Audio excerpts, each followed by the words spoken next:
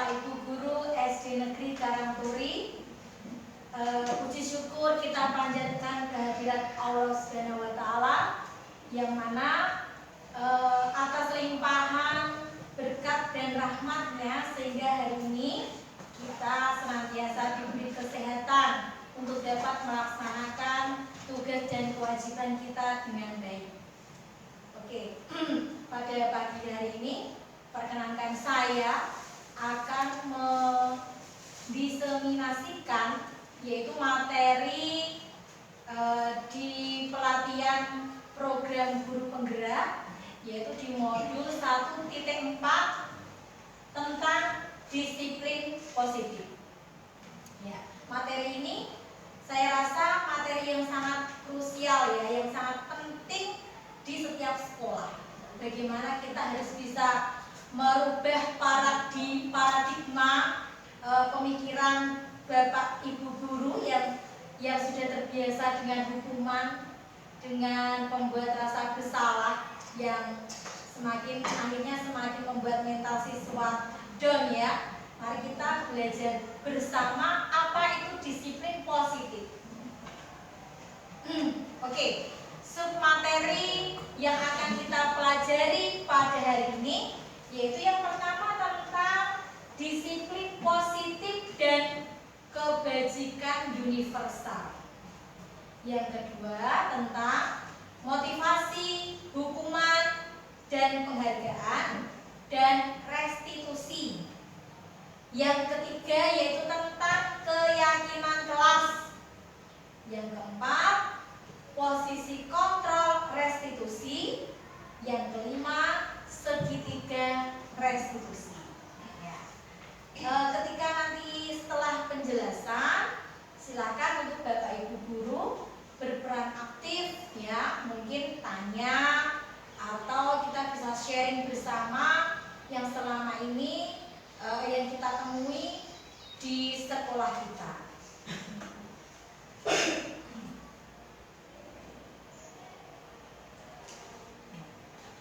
Diawali tentang apa itu pengertian disiplin positif dan kebijakan universal. Menurut Ki Hajar Dewantara, disiplin positif di mana ada kemerdekaan, disitulah harus ada disiplin yang kuat. Sungguh pun disiplin itu bersifat self-disiplin, yaitu kita sendiri yang mewajibkan kita dengan sekeras-kerasnya, tetapi itu sama saja. Sebab jikalau kita tidak cakap melakukan self-disiplin, wajiblah penguasa lain mendisiplinkan diri kita.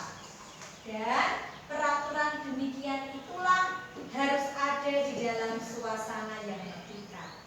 Jadi filosofi pemikiran pendidikan menurut KHD ya tentang disiplin. Ketika seseorang belum mampu memerintah dirinya sendiri ya, wajiblah seseorang yang ada di atasnya. Mungkin kalau di kelas itu hubungan antara siswa dan guru ya. Jadi gurulah yang wajib memerintah, yang menuntun seorang anak agar terbentuk pribadi yang disiplin. Contoh lagi hubungan antara guru dan kepala sekolah. Bila guru belum bisa memerintah dirinya sendiri untuk disiplin, belum sadar, maka di atasnya penguasa lain yang dimaksud yaitu pimpinan yang ada di atasnya. Nah, inilah yang dimaksud disiplin ya menurut KHD. Tentang pendidikan kurikulum merdeka, itu bukan merdeka segala-galanya. Tetap ada sesuatu yang membatasi kemerdekaan itu ya.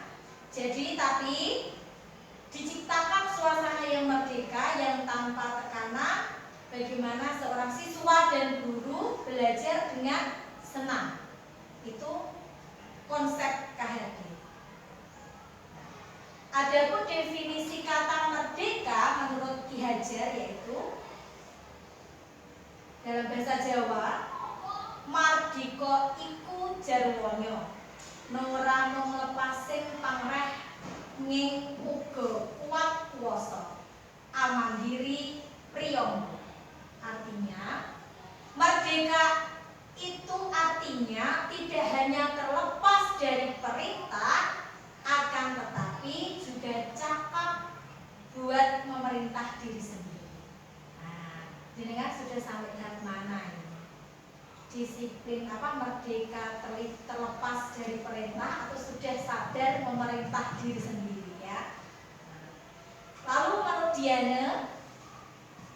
Diana menyatakan bahwa arti dari kata disiplin berasal dari bahasa Latin yaitu disciplina yang artinya belajar. Kata disiplin juga berasal dari akar kata yang sama dengan disciple atau murid atau pengikut. Untuk menjadi seorang murid atau pengikut, seseorang harus paham betul alasan mengapa mereka mengikuti suatu aliran atau ajaran tertentu sehingga termotivasi. Motivasi yang terbangun adalah motivasi intrinsik, bukan ekstrinsik. Ya, jika dikaitkan dengan belajar di sekolah, jadi siswa itu harus paham, harus sadar, harus tahu tujuan dia belajar apa, ya, untuk kebermanfaatan dirinya ada tidak. Kalau seorang siswa sudah paham, sudah sadar, akhirnya mereka sendiri akan termotivasi secara intrinsik dari dalam. Nah, motivasi intrinsik itu yang lebih kuat mendorong seseorang sampai mencapai keberhasilan. Jadi Dina sering tidak ketika mengajar di kelas di awal kegiatan awal menjelaskan tujuan pembelajaran hari ini anak-anak setelah belajar ini anak-anak akan seperti itu tidak, Bapak Ibu guru? Selalu diucapkan tidak di awal? Kadang diucapkan, kadang tidak, Bu. Iya, itu penting ya. Jadi seorang siswa akan tahu saya belajar pecahan ini dalam kehidupan sehari-hari, kehidupan nyata besok gunanya apa ya? Saya belajar ngaji dengan Bu Ima, ini gunanya apa? Disampaikan Bapak Ibu guru ya, agar anak-anak tahu, oh iya ternyata bermanfaat ya. Kalau ilmu yang bermanfaat ada maknanya, pasti kan anak juga akan termotivasi untuk belajar sungguh-sungguh ya. Lain coba sekarang hari ini kita belajar tentang bilangan bulan ya, pelajaran yang sangil ya. Wah, ini manfaatnya sok, gak ada manfaatnya sama sekali. Jenengan lupa menjelaskan tujuan pembelajaran di awal. Dan ya, sudah pelajarannya sulit, motivasi intrinsik tidak terbentuk, adanya motivasi ekstrinsik dari bu guru. Ayo anak-anak belajar, kalau tidak nilai kalian jelek loh nanti di pelajaran bilangan bulan. Seperti itu saja tidak akan bisa maksimal hasilnya ya. Jadi yang utama itu motivasi intrinsik yang di dalam, itu yang harus jenengan tanamkan dulu ke siswa sebelum jenengan mengajarkan materi. Gitu ya. Oke, lanjut. Sekarang nilai-nilai kebasikan universal apa yang akan kita capai ya di dalam disiplin positif. Nah, ini ada di 6 elemen profil pelajar Pancasila. Yang pertama, beriman, bertakwa kepada Tuhan Yang Maha Esa dan berakhlak mulia. Yang kedua, yaitu elemen mandiri. Sudah hafal ini Bapak Ibu guru ya? Ini harus hafal, ini anak-anak juga, jenengan juga. Yang ketiga yaitu bernalar kritis. Yang keempat, berkebinekaan global. Yang kelima, bergotong royong. Yang terakhir, kreatif. Nah, ini yang harus kita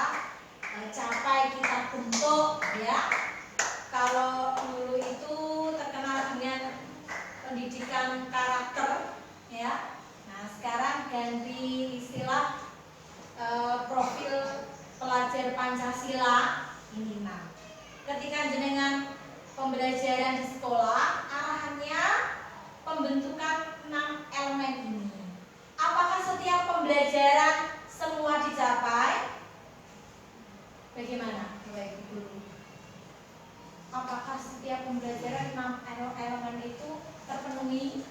Kalau semuanya terpenuhi, menurut saya susah Bu. Ya. Nah, kita harus punya, intinya kalau menurut saya segitiga apa yang akan menjadi nilai-nilai kebijakan, tujuannya apa, tapi nanti di bawahnya akan ada akarnya yang nilai kebijakan universal yang lain. Oke.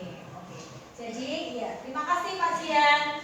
Jadi dalam sebuah pembelajaran tidak semuanya terpenuhi ya. Jenengan bisa merancang, bisa pembelajaran hari ini kita memunculkan elemen mandiri terus dengan bergotong royong.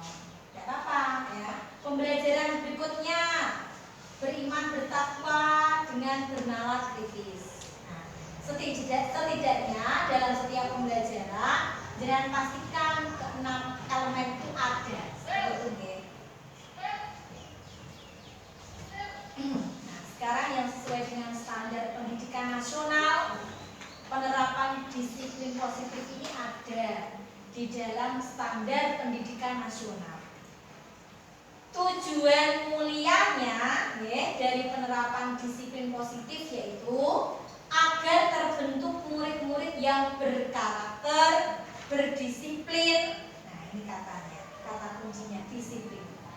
Santun, jujur, peduli, bertanggung jawab, dan merupakan pembelajar sepanjang hayat sesuai dengan standar kompetensi lulusan yang diharapkan.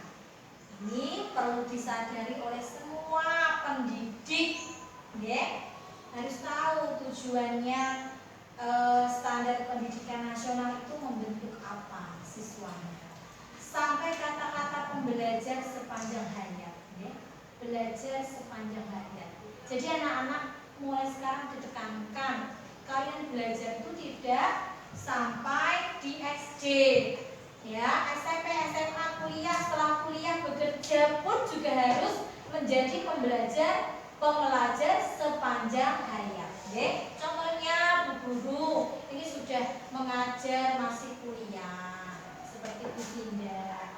Jadi anak-anak termotivasi ya, dia tahu belajar sepanjang hayat itu maknanya seperti apa. Sampai nomor 2 ada yang ditanyakan Bapak Ibu Guru? Oke.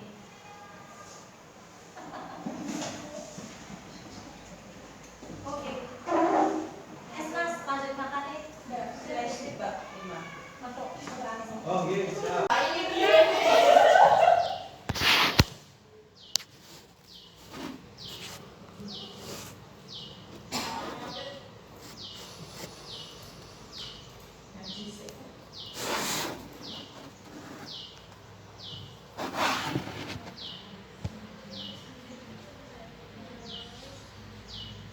Bisa kalau dulu penggerak juga kayak gini.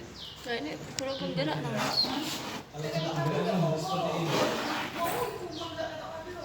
Selesai kata apa? Ini beda. Aku kayaknya. Sih katanya. Berarti mama ya. Dia nggak kayak kegiatan apa yang lo nggak kayak kayak ini apa bentuk sekarang dalam. Enggak, berarti ya. Kalau ini ngalah. Ini namanya Sparakim. Riki. Oh, ini kalau sini. Masih.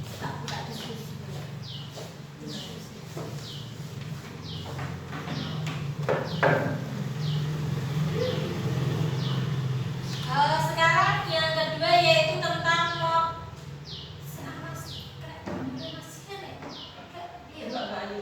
Iya, bener tinggal di kuning. Cuma pengen apa? tahu gitu kok. Stop.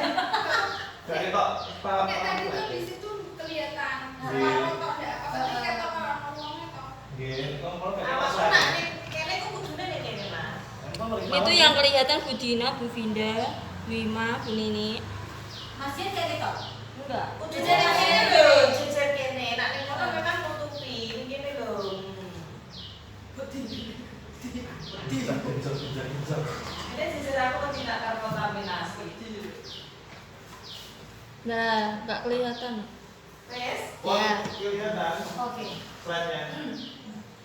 Yang kedua yaitu motivasi, hukuman dan penghargaan dan restitusi. Ya. Kata-kata ini yang baru di telinga jenengan apa ya Bapak Ibu Guru ya? Yang baru terdengar hari ini. Restitusi ya. Ya, oke, nanti kita pelajari apa itu restitusi ya. Kalau motivasi, hukuman dan penghargaan mungkin sudah sering kita terapkan di kelas atau di sekolah ya. Motivasi, ya. Menurut Diana Gosen dalam bukunya Restructuring School Discipline menyatakan ada 3 motivasi perilaku manusia. Yang pertama, untuk menghindari ketidaknyamanan atau hukuman. Jadi motivasi yang dilakukan seseorang itu tujuannya, ya, yang pertama, di level pertama, untuk menghindari ketidaknyamanan atau hukuman. Level kedua, mereka melakukan disiplin, yaitu untuk mendapatkan imbalan atau penghargaan dari orang lain. Atau yang ketiga, disiplin karena untuk menjadi orang yang mereka inginkan dan menghargai diri sendiri dengan nilai-nilai yang mereka percaya. Jadi kan sudah sampai level mana ya ini ya Bapak Ibu Guru ya? Kira-kira ya. Dengan melaksanakan disiplin selama ini, contoh real di sekolah lah. Datang tepat waktu. Ini untuk menghindari hukuman atau untuk mendapat penghargaan, ya. Misalnya hukumannya dari kepala sekolah nanti akan dikurangi poinnya di penilaian kinerja guru misalnya, atau untuk mendapat penghargaan dipuji. Wah, ini memang guru berprestasi, kita contoh seperti itu. Atau memang jenengan melakukan datang tepat waktu di sekolah itu karena jenengan memandang ini memang tugas saya, nilai-nilai yang ingin saya terapkan, jadi tidak akan merugikan siswa saya, tidak akan menjadi teladan yang tidak baik untuk siswa saya. Sudah sampai mana ya? Coba dengan refleksi. Harusnya sudah sampai level yang ketiga, okay? Jadi apalagi jenengan sudah seorang manusia dewasa ya. Nah, ini yang apalagi juga guru ya harus bisa menjadi teladan yang baik untuk siswa. Jadi melakukan disiplin itu jangan sebatas karena untuk menghindari hukuman atau mendapatkan penghargaan dari orang lain ya, tapi memang dilakukan dengan penuh kesadaran. Begitupun ya, jenengan juga harus menanamkan ya motivasi perilaku ini ya kepada siswa jenengan di kelas ya. Jadi yang kalau sudah sampai level 3 ini maksudnya motivasi intrinsik. Tidak ada intervensi dari luar ya, diri sendiri yang sadar dengan sadar melakukan. Oke. Sekarang ini ada studi kasus. Coba siapa yang mau membacakan ya? Bu Vida. Oke, Bu Vida, silakan coba, ini ada studi kasus. Nanti bisa diskusi, bisa sharing ke sana. Yang keras Bu Vida. Hukuman atau punishment. Iva kurang menguasai pelajaran matematika. Sehingga pada saat pelajaran tersebut berlangsung, dia lebih banyak berdiam diri atau menggambar di buku pelajarannya. Pada saat guru matematikanya, Pak Seno, menanyakan pertanyaan IPA menjadi gugup dan tak sengaja menjatuhkan tasnya dari kursi, serta tiba-tiba menjadi gagap pada saat berupaya menjawab. Seluruh kelas pun tertawa melihat perilaku IPA yang berbicara tergagap dan terkejut tersebut. Pak Seno pada saat itu membiarkan teman-teman IPA menertawakan IPA yang tergagap dan malu luar biasa, dan malahan minta IPA untuk maju ke depan dan berdiri di depan kelas sambil menunjuk hidungnya karena tidak bisa menjawab pertanyaan Pak Seno. Kelas makin gaduh dan anak-anak pun tertawa melihat IPA di depan kelas memegang ujung hidungnya. Oke. Dari kasusnya IPA ya dan Pak Seno,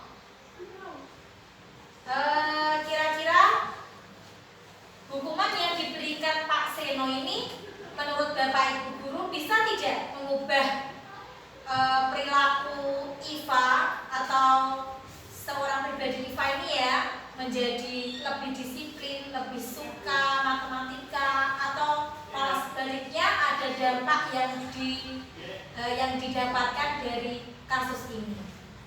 Coba siapa yang ingin berpendapat ya? Mbak Hana mungkin?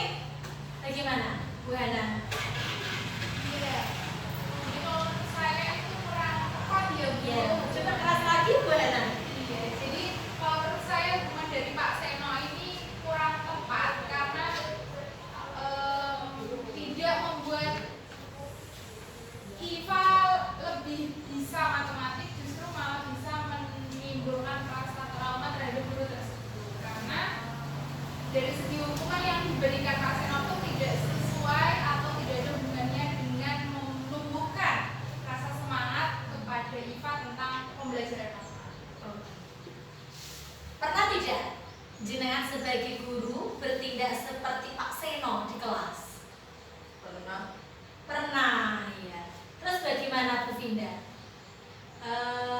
Menyesal atau puas dengan tindakan yang Anda lakukan seperti itu? Efektif? Tidak efektif. Berarti ada sebuah refleksi diri begitu ya. Kalau hari ini tidak akan saya ulangi lagi ya. Oke. Itulah peran guru ya. Jenengan harus berhati-hati dalam menentukan sikap ya, karena yang kita hadapi ini manusia yang punya hati, punya perasaan, bukan benda mati. Jadi bagaimana pola pendekatan kita ke anak itu, prinsipnya Bapak Ibu guru ya, harus bisa memanusiakan manusia ya. Nah itu mungkin juga dasar dari jenengan memberikan hukuman atau nasihat atau apa ya, itu harus diingat, harus berpedoman pada humanisme ya, memanusiakan manusia.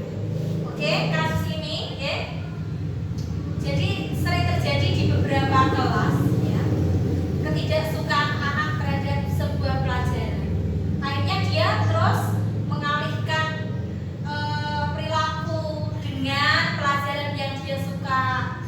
Contohnya menggambar ya. Memang kegemarannya, kelebihannya seperti itu. Nah, kita seorang guru jangan terus itu dilihat sebagai sebuah tindakan yang melanggar aturan.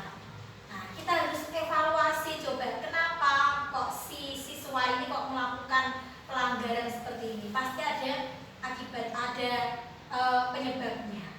Nah, kelebihan yang ada di seorang anak ya, kalau kita ingin menjadi guru yang bisa melayani kebutuhan semuanya ya, itu harus kita rancang pembelajaran bagaimana dengan gaya belajar yang semuanya itu kita bisa melayani semuanya. Mungkin kalau IPA ini sukanya menggambar ya, nah dalam pelajaran matematika itu kita munculkan visual ya, kita buat gambar ilustrasi atau apa yang menarik siswa, atau kita suguhkan video video pembelajaran ya. Jadi medianya tidak monoton, tidak metodenya tidak berceramah yang membuat siswa bosan.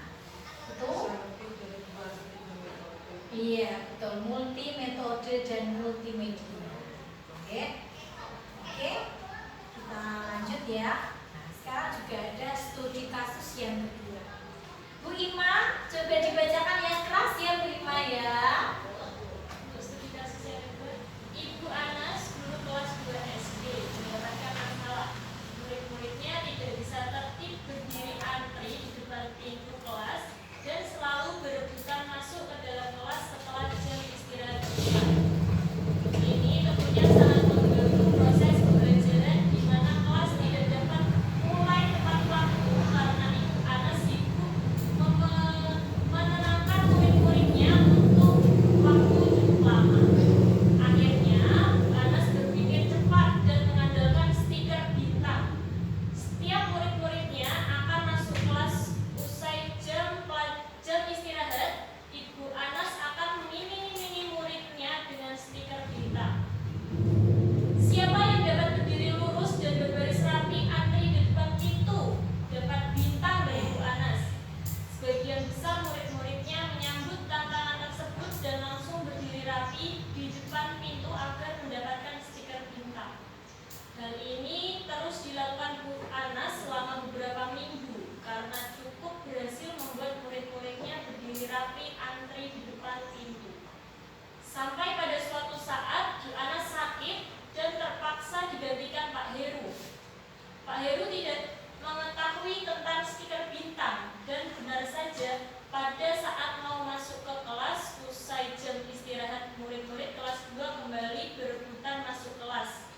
Apa yang terjadi? Mengapa? Iya. Coba Bu Nini, setelah kita menyimak kasus dari Ibu Anas ya, kira-kira ini apa yang menjadi masalah dalam kelasnya Bu Anas? Bu Nini. Yang jadi masalah itu stiker bintangnya. Iya, kenapa stiker bintangnya? Nah, kita boleh memberikan suatu penghargaan atau hadiah terhadap anak. Tapi kalau dilakukan secara terus-menerus itu juga tidak baik. Nanti anak akan menjadi suatu kebiasaan yang buruk juga. Bolehlah kita memberi penghargaan, tapi ya sekali waktu biar anak itu bisa mendisiplinkan atau mengertikan dirinya sendiri.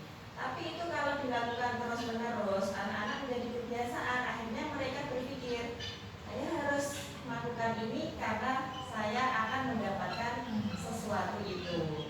Oke, terima kasih Bu Nini. Ya, yang kita diskusikan ya itu tentang penghargaan. Ribet.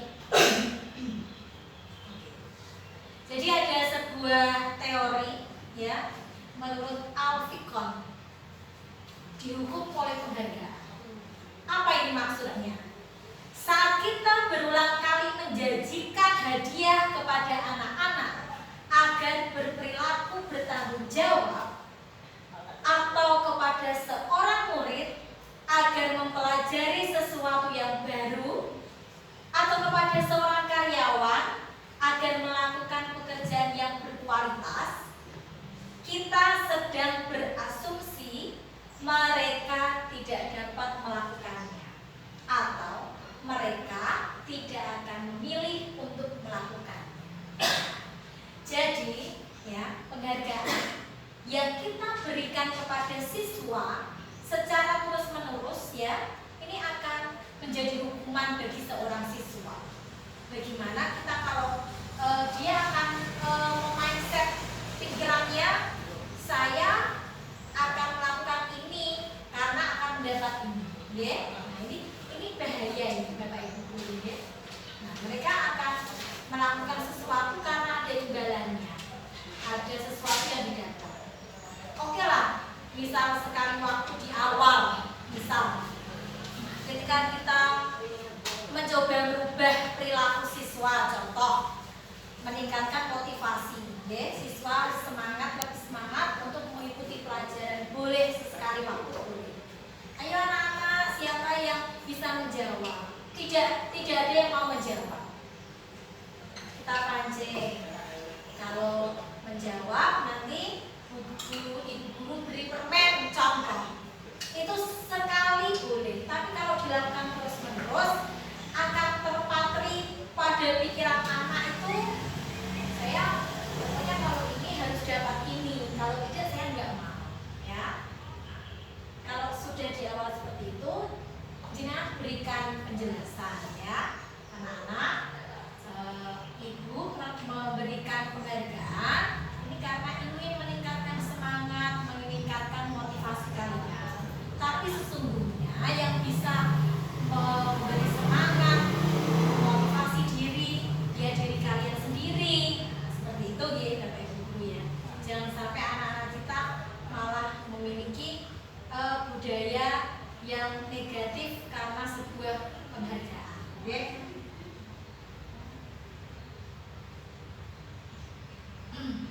Nah, tadi yang istilah yang mungkin jenengan baru mendengar sekali ini yaitu tentang restitusi. Restitusi itu sebuah pendekatan untuk menciptakan disiplin positif. Ya. Restitusi adalah proses menciptakan kondisi bagi murid untuk memperbaiki kesalahan mereka, sehingga mereka bisa mereka bisa kembali pada kelompok mereka dengan karakter yang lebih kuat. Restitusi juga merupakan proses kolaboratif yang mengajarkan murid untuk mencari solusi atas masalah mereka dan membantu murid berpikir tentang orang seperti apa yang mereka inginkan, bagaimana mereka harus memperlakukan orang lain. Jadi restitusi itu lebih apa ya, Bapak Ibu guru ya, menyelesaikan suatu masalah siswa ya, tanpa kita menghakimi, tanpa kita memberi hukuman, tanpa kita membuat rasa diri siswa kita menjadi sangat bersalah ya. Kita mencoba melakukan pendekatan personal ya, diajak komunikasi yang pada akhirnya mereka mendapatkan keyakinan diri bahwa yang mereka lakukan ini tidak benar ya. Bukankah kesepakatan kelas atau keyakinan yang kita buat bersama seperti ini, kenapa kok kalian menentang, melanggar ya. Jadi mereka sadar dengan sendirinya bahwa yang dilakukan itu salah, tanpa kita harus menghakimi ya. Seorang siswa itu sadar sendiri dan akhirnya mereka juga tidak akan mengulangi lagi ya. Nah, proses kolaboratif yang dimaksud itu antara siapa? Ya antara siswa dan guru. Guru harus bisa menjadi, nanti ada yang namanya manajer ya. Nah, kita pelajari next ya. Nah, itu ya tentang restitusi. Jadi lebih menyelesaikan masalah ya. Setiap hari kita kan pasti ada masalah ya. Siswa nakal, siswa bertengkar, siswa bolos, siswa datang terlambat. Coba sekarang Bapak Ibu hari ini refleksi, selama ini bentuk dari jenengan itu lebih ke apa ya? Kalau menyikapi siswa yang melakukan pelanggaran, marah-marah, membentak, apa langsung push up 10 kali, hukuman fisik ya. Itu bentuk-bentuk dari disiplin yang bukan positif.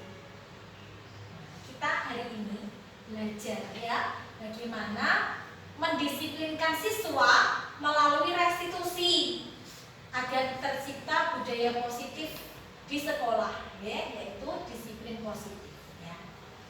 Nanti seperti apa itu ada nanti ya. Nah, sebelum masuk ke restitusi lebih dalam, kita akan membahas tentang keyakinan kelas. Keyakinan kelas itu hampir sama dengan kesepakatan kelas yang dibuat ya atas komitmen guru dan siswa di kelas tersebut. Beda tidak keyakinan kelas dengan peraturan kelas? Tata tertib kelas 4. Kira-kira yang membuat siapa bunyi? Kalau bunyinya tata tertib kelas 4, tanda tangannya guru kelas 4, mengetahui kepala sekolah.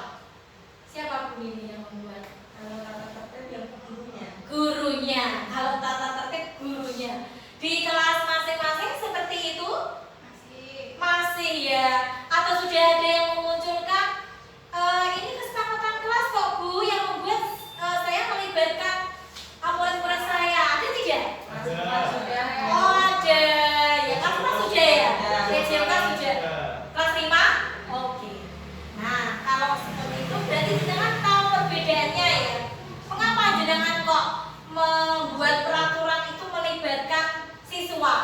Kok tidak jenengan sendiri yang membuat peraturan? Alasannya kenapa Bu? Kalau saya buat sendiri, kadang anak-anak sulit untuk melakukan. Oke. Kalau dengan anak-anak kita diskusikan, kita musyawarahkan, kalau mereka melakukan atau melanggar itu, kan kita bisa menjelaskan itu dibuat oleh anak-anak. Kenapa masih dilanggar? Terima kasih Bu Nini ya, bagus sekali ya. Nah, kenapa kok keyakinan kelas akhirnya tidak peraturan kelas saja? Itu tadi yang diungkapkan sendiri, ya. Nah, ini gambarnya Bu Vida ini, ya. Saya candid kamera ini. Ketika membuat kesepakatan kelas 5 melibatkan siswa dengan guru, ya. Guru hanya memandu saja. Nah, sekarang coba prosedur keyakinan kelas yang sudah jenengan buat di kelas, ya, sudah sesuai belum seperti di depan? Kalau belum, bisa dilengkapi, ya. Yang pertama, langkah-langkahnya yaitu curah pendapat dulu. Hari ini kita akan membuat keyakinan kelas anak-anak. Coba kita masing-masing memberi masukan usul seperti apa, ya. Nah, kalau sudah dicatat semua masukan dari siswa dicatat di papan tulis. Lalu disusun keyakinan kelas. Ubah kalimat negatif menjadi positif. Contoh negatif itu biasanya dipanggil tidak boleh, jangan, dilarang. Menjadi kalimat contoh ya, tidak boleh terlambat masuk kelas. Nah, diubah menjadi kalimat yang lebih halus ya, lebih humanis ya, tepat waktu masuk kelas. Nah, seperti itu. Coba nanti ditinjau lagi itu kesepakatan kelasnya, keyakinan kelasnya sudah masih ada kata-kata tidak boleh dilarang atau sudah tidak ada ya. Nah, setelah itu tinjau kembali. Keyakinan kelas tidak usah terlalu banyak. Karena apa? Pasti akan susah mengingatnya ya. Ambil keyakinan yang merupakan poin-poin terpenting dari karakter kelas jenengan. Pasti kan setiap kelas karakternya kan tidak sama ya. Kalau saya amati di kelas 4 itu karakternya yang anak-anaknya agak wow, heboh, rame. Nah, misal poin terpenting ya, bersikap tenang ketika Bapak Ibu mengajar. Nah, itu oke. Lalu contoh karakter kelas 3 itu kurang menjaga kebersihan. Poinnya selalu menjaga kebersihan kelas. Seperti itu, oke? Semua warga kelas harus menyetujui dan menandatangani. Jadi tanda tangannya tidak hanya guru kelas dan kepala sekolah, tapi di bawahnya itu masing-masing nama juga tanda tangan. Malah belum ada ya. Oke, itu ya ditambah ya. Lalu setelah itu dibuat yang menarik ya. Mungkin bisa kreativitas siswa, tulisan tangannya bergantian ya, di kertas warna-warni lalu ditempel di dinding kelas. Ini prosedurnya. Monggo yang belum melakukan, kita lakukan pelan-pelan ya. Tapi saya menginginkan ada wujud aksi nyata. Ya, nanti supervisi kelas tanggal berapa itu jelas sudah saya jadwal. Saya menginginkan ini ada di tiap kelasnya jenengan. Bu, untuk yang guru mapel bagaimana? Oke, jenengan dokumentasikan saja walaupun tidak punya kelas kan bisa ditempel. Ya, gejeran ini yang khusus olahraga Pak Jihan. Kesepakatan ketika olahraga praktek.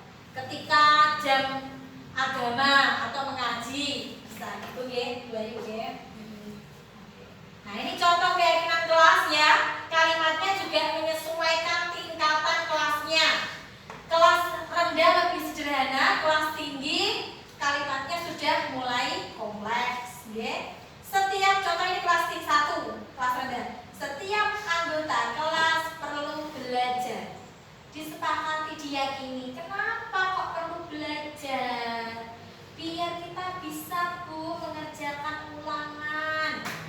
Ya, disepakati.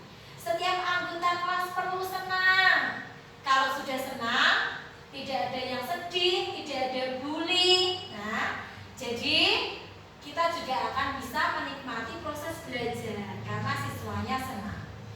Setiap anggota kelas perlu melakukan tugas. Nah, ini ya, sesuai kreativitas dan keyakinan masing-masing. Lalu kalau kelas 5, kalimatnya sudah mulai abstrak ya. Selalu bersikap positif. Nah, ini kelas tinggi sudah bisa. Senantiasa menjadi diri terbaik. Lalu kalau contoh SMP ini ya, kami menyadari bahwa sangat penting untuk menghormati semua orang dan barang milik orang lain dan lain-lain. Nah, ini contoh keyakinan kelas. Oke. Sebelum lanjut ke posisi kontrol, bagaimana? Ada pertanyaan? Iya. Oke. Nah, sekarang kita akan membahas tentang posisi kontrol restitusi, ya. Jadi menurut Dr. William Gosset berkesimpulan ada 5 posisi kontrol yang diterapkan seorang guru, orang tua, ataupun atasan dalam melakukan kontrol. Yang pertama sebagai penghukum, yang kedua sebagai pembuat rasa bersalah, yang ketiga sebagai teman, yang keempat sebagai pemantau, yang terakhir sebagai manajer. Untuk lebih jelasnya, Bapak Ibu guru membedakan ya masing-masing fungsi sistem kontrol ini. Kita lihat video bersama ya.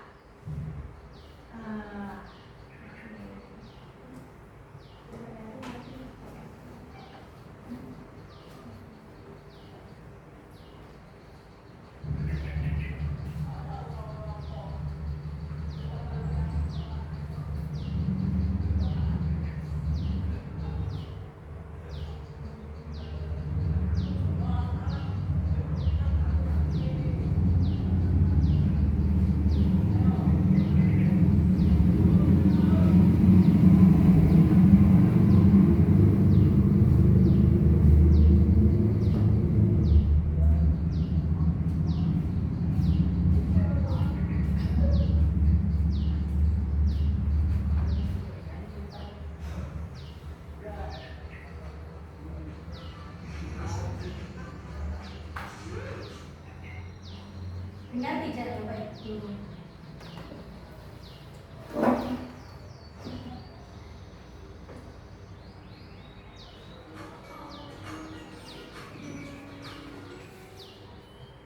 Salam bahagia Ibu dan Bapak Guru hebat.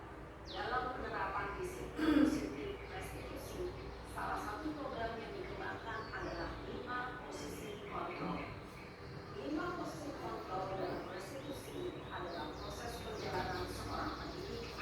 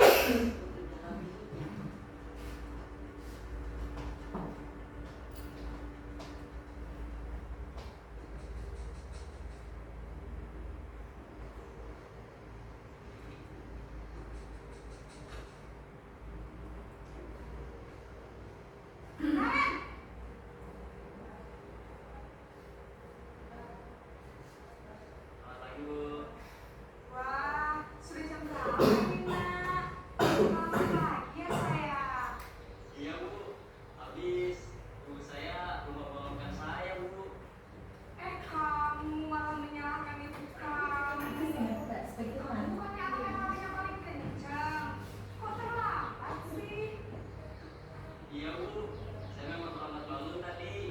Jadi biarpun saya kencang, tetap kerja bu.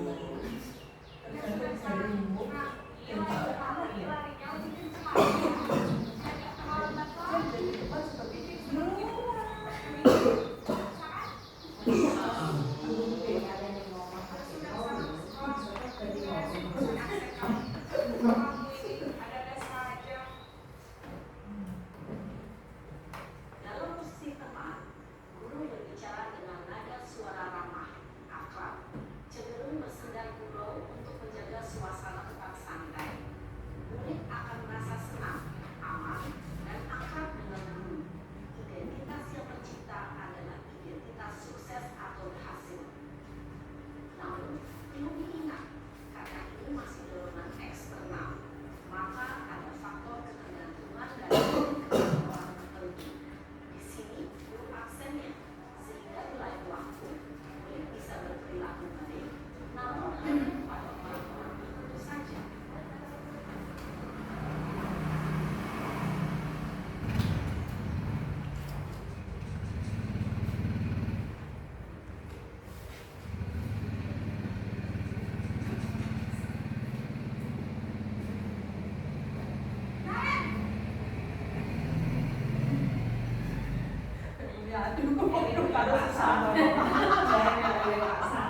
Dia kan harus mulai masuk aku juga gitu. Ya.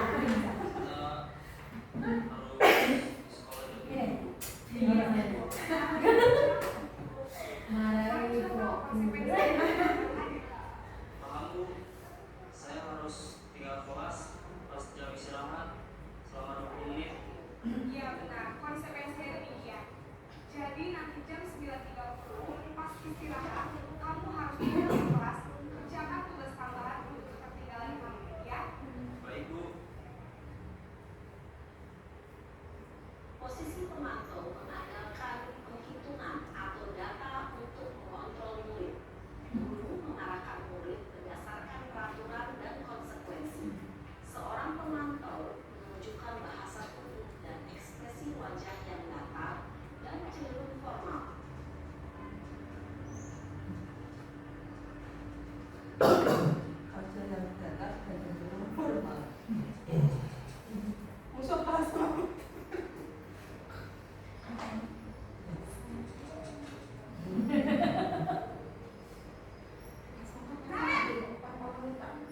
Data cenderung formal dan ini ya. Ibu, Tergantung mood. Selamat pagi kalian. Semuanya tergantung. Iya. Nanti bisa dia bawa Iya. Sekolah masih Sudah jadi kelima-limanya bisa. kalau buat apa buku manis bisa ditekan kalau kelas itu bisa dicetak kasih kursi kok sekolah yang mana yang perlu kamu tingkatkan? Nggak iso mana ya? sebagai diri sendiri, Diserahkan ke limanya nggak bisa. orang lain mungkin bu. Jadi, apakah kalian meyakini prinsip saling menghormati tersebut? Iya bu, saya meyakininya.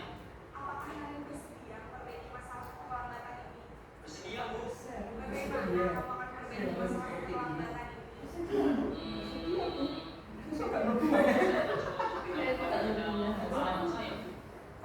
Kalau kalian berkira di rumah, ada orang yang kira-kira bisa bantu mengingatkan tidak? Ada bu, kakak saya, Kak Emma. Ada lagi selain Kak Emma? Selain Kak Emma, ada ibu saya. Baik, jadi yang mengingatkan kalian adalah Kak Emma dan Ibu ya. Kira-kira akan mulai start alarmnya kapan kalian? Setelah pulang sekolah, akan segera saya lakukan.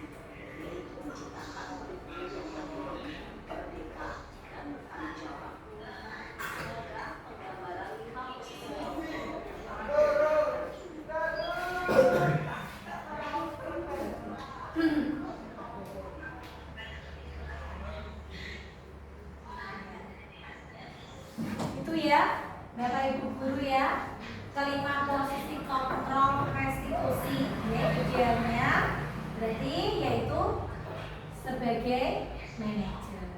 Coba kita pelan-pelan sekarang berlatih ketika ada masalah di kelas atau di sekolah. Coba kita gunakan pendekatan yang nomor 5. Ya, memang tidak mudah karena apalagi sesuatu yang baru atau belum pernah kita lakukan ya, itu pasti sulit. Perlu latihan, perlu intensitas ya, agar kita bisa akhirnya, ya. Nah, sekarang, nah ini ada segitiga restitusi. Jadi ada 3 yang digunakan. Yang pertama yaitu validasi tindakan yang salah.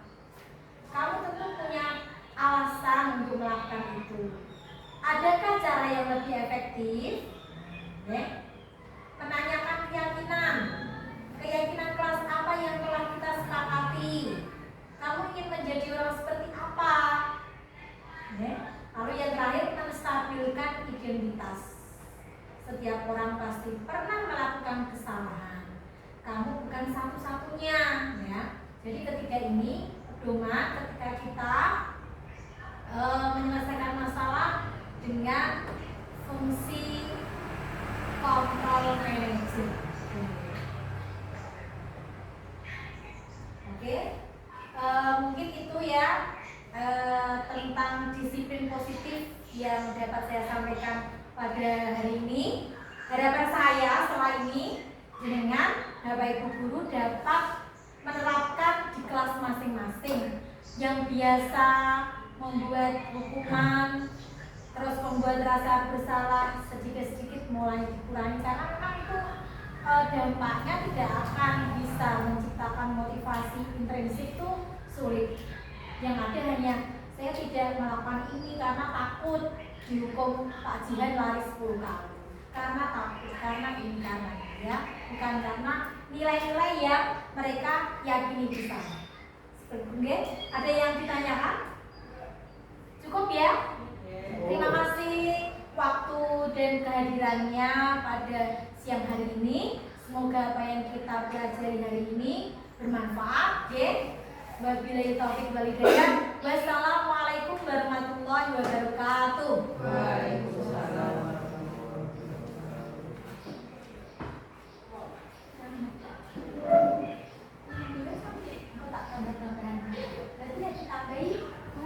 Semua video udah ada 1 jam.